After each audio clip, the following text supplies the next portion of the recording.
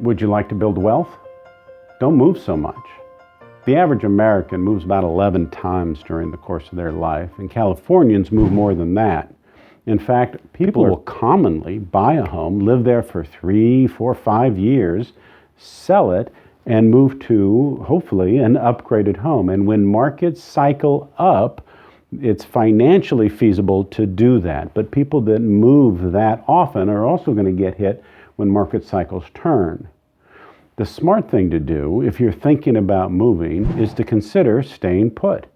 If you'd like to build wealth, owning that savings account, that home where you're building up equity, you're paying off that loan, you're having the tax advantages, and you're growing slowly and steadily, regardless of cycles over the long run, you're building value that is yours forever.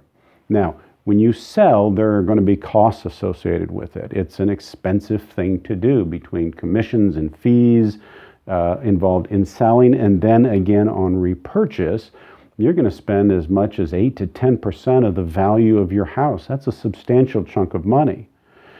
If you find yourself considering the idea of moving, you might just want to consider the idea of staying and doing something else with the money you might have spent moving.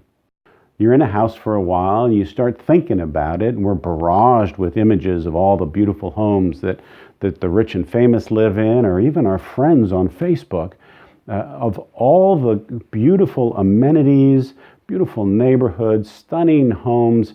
It's impossible not to be reminded of the kind of luxury that's available to all of us at a price. But if you find yourself tempted by that, it's a good idea to step back and ground yourself and say, that's not necessarily going to serve me best financially in the long run.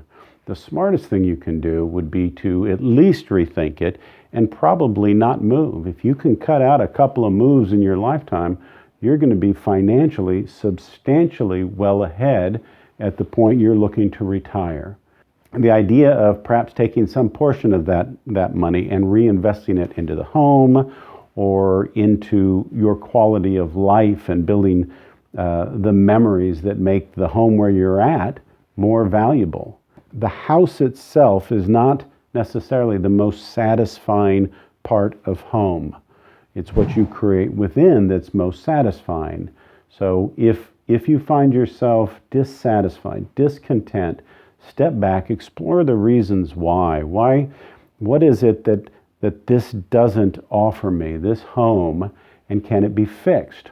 Or am I looking at perhaps the wrong things? Maybe, to be honest, I've found a lot of people simply just bored, wanting a project in their lives, feeling discontent about something, and this is an easy and tempting course of events to look for, to shop for, and to buy a nicer home.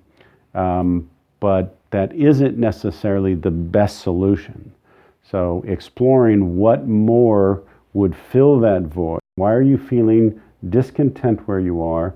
And what are the other possible solutions that might be simpler and certainly less expensive, or certainly perhaps just more profitable? Upgrading a home before moving is not necessarily a bad idea. Now, most upgrades, you don't necessarily purely financially get your money back from them, but you'll get quite a lot of well-chosen upgrades, and that might make the difference between the home you're in that you're not fully satisfied with and a home you might love living in.